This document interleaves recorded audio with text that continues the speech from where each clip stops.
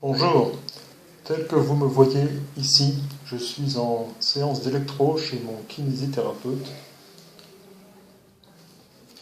Et comme ça dure 20 minutes, j'en profite pour répondre à une question qu'on vient de me poser, à savoir à quoi est-ce que ça sert d'apprendre des gammes, comment on s'en sert en improvisation.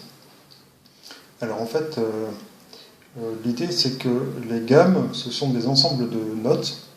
Et quand on joue des mélodies avec ces ensembles de notes, eh bien, on peut transmettre des émotions, des sentiments. Par exemple, certaines gammes, donc certains ensembles de notes, évoquent la tristesse, ou la mélancolie, ou la joie, etc. L'allégresse, pourquoi pas.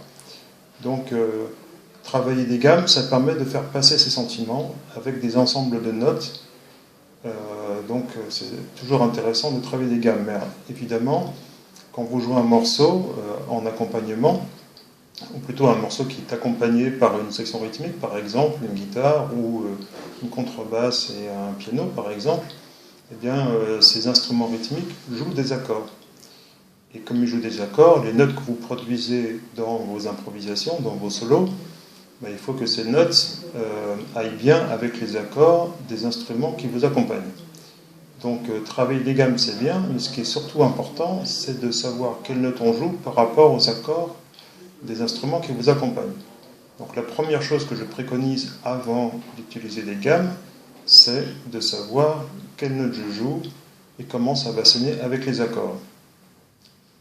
J'ai créé deux formations sur l'improvisation, une où je vous enseigne l'improvisation sur la plupart des styles de musique, chansons françaises, country music ou d'autres, et une autre spécifique au blues.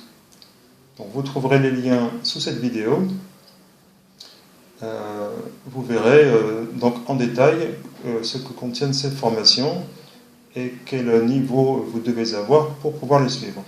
Mais l'idée, c'est vraiment de commencer à jouer des notes, donc peu de notes au départ, d'entendre comment elles sonnent avec les accords des instrumentistes qui vous accompagnent. Et une fois que vous avez vraiment intégré ça, ensuite vous pouvez travailler des gammes.